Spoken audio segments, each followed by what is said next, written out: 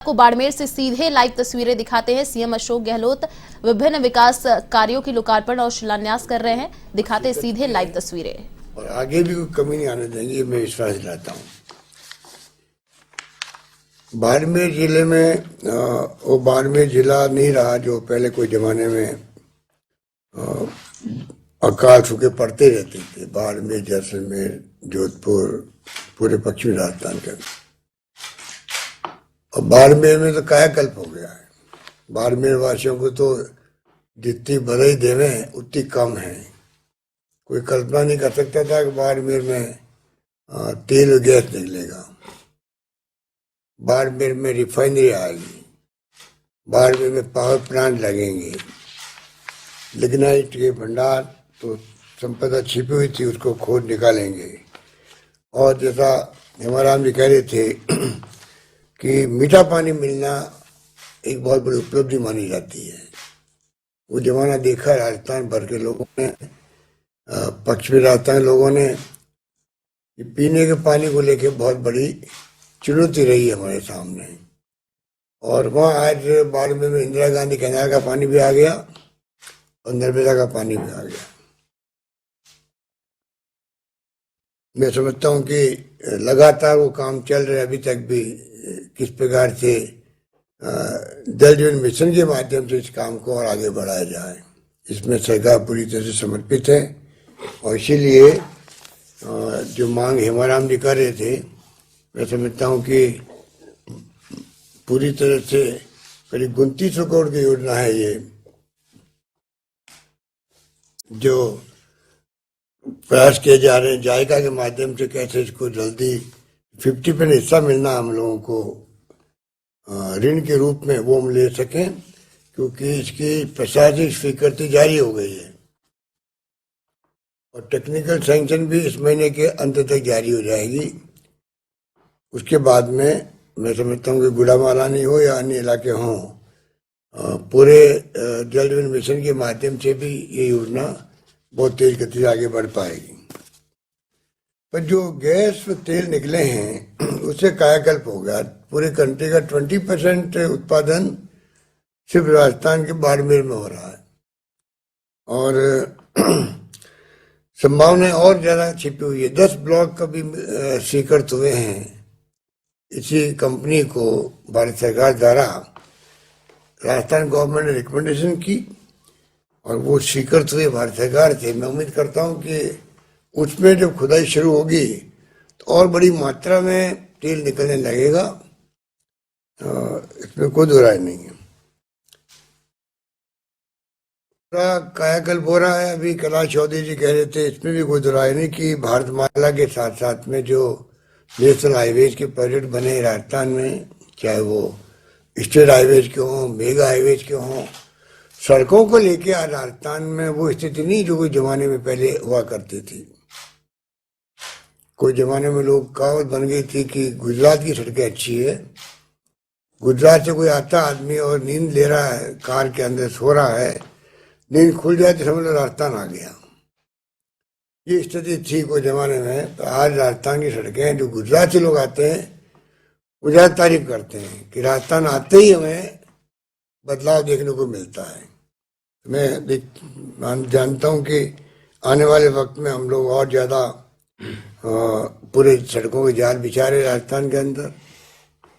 ROB का जहाँ जहाँ जरूरत है वो तमाम हमने सैंक्शन की है। रेलवे के साथ में हम कोऑर्डिनेट कर रहे हैं। जहाँ जहाँ जरूरत है पूरे राजस्थान के अंदर जितना ट्रैफिक स्मूथ होगा, जितनी अच्छी सड़कें होगी, मैं समझता हूँ कि उसी ढंग से राजस्थान का विकास तेज गति से होगा, क्योंकि अच्छी सड़कों का होना महत्व रखता है। राजस्थान में चाहे पानी, चाहे बिजली, शिक्षा में भी हम लोग पीछे नहीं हैं। आपको मालूम ही है कि जोधपुर में तो और जो IIT, IIM उदयपुर में, IIIT कोटा के अंदर, एम्स जोधपुर के अंदर खुल गया है, यूनिवर्सिटियाँ खुल गई है 4-5 जोधपुर के अंदर, आयुर्वेद की भी, लॉ की भी, कृषि की भी। तो कोई कमी नहीं रह रही है। जिस प्रकार से अब इंजीनियरिंग कॉलेज को विश्वविद्यालय का दर्जा दिया गया है, विश्वविद्यालय बन गया। तो आने वाले वक्त में एक पूरा राजस्थान के अंदर मैं समझता हूँ कि हम लोग प्राइवेट सेक्टर को जो अलाउ किया, उसके बाद में बहुत बड़ा इम्पैक्ट पड़ा है। हमारे बच्चों को बाहर नहीं जाना पड़ रहा जो देश में जाना पड़ता था। इस प्रकार से हम लोग चौमुखी विकास की तरफ आगे बढ़ रहे हैं। और अभी जो कैलाश चौधरी जी ने कहा, मैं समझता हूँ कि इसमें कोई विवाद की बात नहीं है, क्योंकि ये तो रिफाइनरी की बात तो धारीवाल ने इसलिए कह दी कि वो अनफॉर्चुनेटली सरकार बदल गई थी राजस्थान के अंदर, और उसको प्रोजेक्ट को बंद नहीं करना चाहिए था। ये कहा गया वसुंधरा जी के वक्त में भाई 26% भागीदारी क्यों राजस्थान सरकार की, तेल हमारा, बिजली हमारी, पानी हमारा, भागीदारी 26% क्यों? उससे हो सकता है कि उनको जो एडवाइस दी अधिकारियों ने वो ढंग से नहीं दी होगी, या तो क्योंकि रिफाइनरी में भागीदारी स्टेट की होती नहीं है, पूरे देश के अंदर कहीं नहीं है। आसाम में 8-10% भागीदारी मुश्किल से होगी, और ये काम राज्य सरकार में होता भी नहीं है। और जो बड़ी बड़ी कंपनी है, चाहे आईओसी है चाहे एचपीसीएल है, ये तो बाकायदा इनके कई रिफाइनरी चलती है, कई रिफाइनरी घाटे में भी चलती है, दूसरी रिफाइनरी नफे में होती है, तो उनकी खाना पूर्ति हो जाती है। अगर राज्य सरकार को रिफाइनरी भागीदारी करे और वो घाटे में चली जाए तो राज्य सरकार अफोर्ड नहीं कर सकती है, घाटा बर्दाश्त नहीं कर सकती। इसलिए वो पता नहीं वसुंधरा जी ने उस पर क्यों बंद कर दिया, इसलिए हमें बोलना पड़ता बार बार, असेंबली के अंदर भी बाहर भी। इसमें कोई पूर्वाग्रह हमारा नहीं, हम तो चाहेंगे कि रिफाइनरी कौन बना रहा है, भारत सरकार का तेल कंपनी एचपीसीएल बना रही है, 26% भागीदार राजस्थान सरकार की है। मैं कैलाश जी से चाहूंगा कि वो पूरी रुचि ले इसके अंदर भी, जिससे ये काम भी समयबद्ध रूप से आगे बढ़े, पूरा हो। क्योंकि हमें चिंता इस बात की भी है और शिकायत भी है कि जो रिफाइनरी 40,000 करोड़ के आसपास थी, वो आज करीब, आपको शायद मालूम नहीं होगा कैलाश जी, वो 70,000 करोड़ से पार जा रही है। अभी ये बात कोई एचपीसीएल ने बाहर कही नहीं है, आप मालूम करना। तो आप बताइए कहाँ तो 40-39,000 और कहाँ वो 70,000 से क्रॉस कर जाएगी, इतना बड़ा एक्सपेंडिचर होगा। और अभी तक तो बन जानी चाहिए थी ना, उसका लाभ आपको भी मिलता, सबको मिलता, पूरे प्रदेशवासियों को मिलता। अब उसके अंदर और डिले हो गया, अभी तो आप देख लो आधी भी नहीं बनी है। तो कोई सरकारें तो देखो डेमोक्रेसी में बदलती रहती हैं, सरकारों के साथ में कोई भी काम बंद नहीं होना चाहिए। मेरा मानना है कि हमारी सरकार आती है, हम कोई काम बंद नहीं करते। जो बीजेपी सरकार होती है, उनके फैसले होते हैं, उनको हम कभी रोकते नहीं हैं और उन कामों को आगे बढ़ाने का प्रयास करते हैं, क्योंकि समय किसी का इंतजार नहीं करता है। और आपकी सरकार आती है हमारे वसुंधरा जी की, तो हमारे सब काम रोक देती है, जिसमें रिफाइनरी बड़ा उदाहरण है। तो ये नौबत नहीं आनी चाहिए। मैं समझता हूँ कि आप केंद्रीय मंत्री हो तो प्रधानमंत्री जी को हम सब की भावनाओं का अवगत कराएंगे कि सरकार पूरी तरह कंधे से कंधा मिला करके, हम चाहेंगे जैसा आपने बार बार कहा, हम सब मिलकर के राजस्थान का विकास करें, राजस्थान का बाढ़ मिलकर, आप निश्चिंत रहो। वही भावना हम सबकी रहेगी, उसी ढंग से हम चाहेंगे कि विकास तेज गति से हो। अच्छा लगा गुड़ामाली में अनुसंधान केंद्र की बात करी। ये मैं समझता हूँ कि इसका आने वाले वक्त में इम्पैक्ट पड़ेगा, क्योंकि अभी तक हैदराबाद और वो रिसर्च और लंबा चौड़ा काम था, जबकि बाजार पैदा राजस्थान में होता है। तो ये बहुत बड़ा काम आपने इसको केंद्र खुलवाने का निर्णय करवाया है।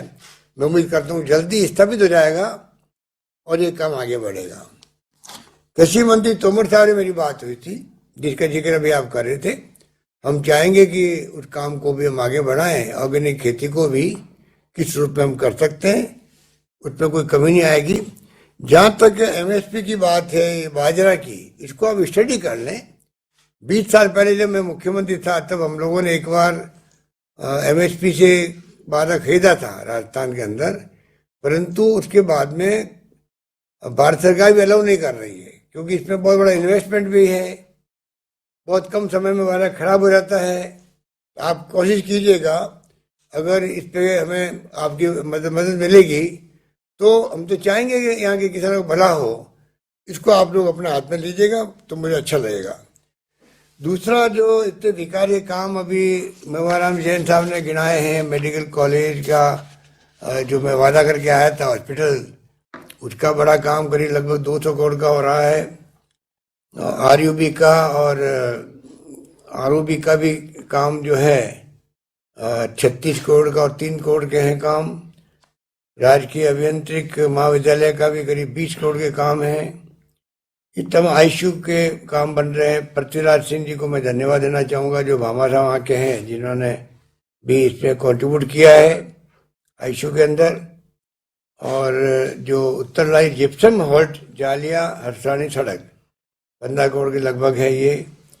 और पट्टे देने की बात में मैं कहना चाहूँगा कि पट्टे देने की बात में एक उस वक्त में भी आया था वहाँ पे जब बाढ़ आई थी, तो वैसे सोनिया गांधी जी भी आई थी, प्रणब मुखर्जी रक्षा मंत्री थे, वो भी आए थे, और आप विपक्ष में थे। कैलाश जी, आप विपक्ष में थे और आपने अपना विरोध दर्ज भी करवाया था उस वक्त में, हमें अभी तक भी याद है। तो इसलिए वो भूले नहीं अभी तक भी। आपका उसी वक्त से आपकी ये शुरुआत हुई राजनीति की, और आपने बड़ा जंप किया है और आप केंद्रीय मंत्री बन गए हो। आपको शुभकामनाएं। तो उस वक्त में जो पट्टे 15,000 हो गए, उस बात को कांग्रेस प्रेसिडेंट का आना, उस वक्त में प्रणब मुखर्जी रक्षा मंत्री थे, हम सब साथ में थे, भयंकर बाढ़ आई थी और कितने गांव में तकलीफ हुई थी आप सबको, आपको तो मालूम, मुझसे ज़्यादा मालूम है। पर अब पट्टे का भी रमेश मीणा ठीक कह रहे थे, संघर्ष करना पड़ा बहुत लंबा, आखिर में उनको पट्टे मिल रहे हैं। इस बात के लिए हमें बहुत खुशी है। इसलिए मैं इतना ही कहना चाहूँगा, क्योंकि बहुत बातें कही जा चुकी है, समय बहुत ज़्यादा हो गया है, कि आज बाड़मेर में अनार की खेती होने लग गई है। बाड़मेर में खजूर की खेती की आप जो बता रहे हैं, जैसलमेर में, बाड़मेर में टिश्यू कल्चर का जो लॉन्चिंग मैंने की थी जोधपुर के अंदर, जो गुजरात की फर्म है, जो खजूर का टिश्यू कल्चर आया था, काफ़ी फैला हो रहा है। इसको और हम दिखवाते हैं। तो मैं चाहूँगा आपका मंत्रालय और राजस्थान सरकार, आप कभी जयपुर आइएगा, मीटिंग कीजिए हम लोगों के साथ में। आपके कृषि मंत्री जी हमारे यहाँ मिस्टर कटारिया जी, उनके साथ में, मेरे साथ में। हम चाहेंगे कि केंद्र सरकार का मंत्रालय का पूरा सहयोग हम लेवें कृषि के क्षेत्र में, क्योंकि हम भी नवाचार कर रहे हैं यहाँ पर। जैसे आपने कहा 6,000 रुपये मिलते हैं किसानों को प्रधानमंत्री सम्मान योजना के रूप में, उसी रूप में हम लोगों ने भी 1,000 रुपये पर किसान, हमने अमीर गरीब की बात नहीं रखी है। भारत सरकार की स्कीम में तो लघु और सीमांत किसान है, हमने तो सबके लिए किया है। 1,000 रुपये पर किसान को दे रहे हम लोग सब्सिडी। उसमें करीब 5 लाख की ज़्यादा किसान तो उनका तो 0 बिल हो गया है। तो एक बहुत बड़े जंप किए फैसले हो रहे राजस्थान के अंदर किसानों के लिए। अभी हम इस बार बजट में ला रहे हैं, किसानों के लिए अलग बजट पेश कर रहे हैं, बिजली कंपनी अलग बन रही है। तो इस प्रकार से जो है कई फैसले हम लोग कर रहे हैं। एक मैं आपको रिक्वेस्ट करना चाहूँगा कि किसानों की भूमि, कुछ आज कल न्यूज आई थी कि नीलाम होने लग गई राजस्थान के अंदर। इसको मैंने सुबह निर्देश दिए, कोई नीलाम नहीं होगा राजस्थान के अंदर, किसानों की भूमि नीलाम नहीं होगी। और एक हम आप चाहेंगे कि हमने कानून बनाया, पास किया था, बिल पास किया था पिछली बार, 5 हेक्टेयर तक की भूमि नीलाम नहीं होगी। वो बिल जो है गवर्नर साहब को हमने भेज दिया था, गवर्नर साहब ने दिल्ली भेजा होगा, या अंदाज है मेरा। आप केंद्र में बात कीजिएगा।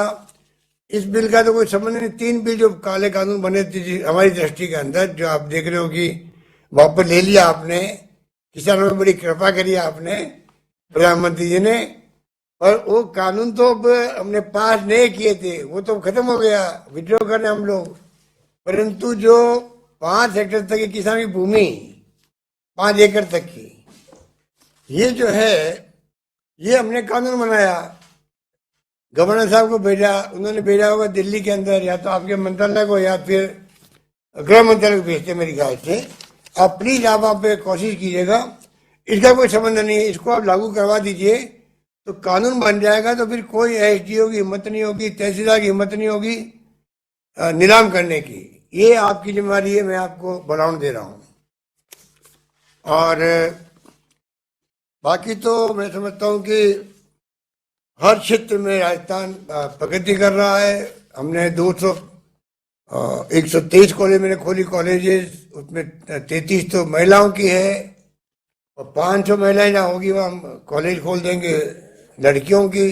जहाँ स्कूल में 500 लड़कियां होगी पढ़ाई करने वाली, वो स्कूल बन जाएगी, कॉलेज बन जाएगी। तो फैसले हमने शिक्षा में, स्वास्थ्य के अंदर आपको मालूम है चिरंजीवी योजना लेके आए हम लोग, 5 लाख तक का बीमा सबके लिए कर दिया है, कैशलेस, दवाएं फ्री यहाँ पर है।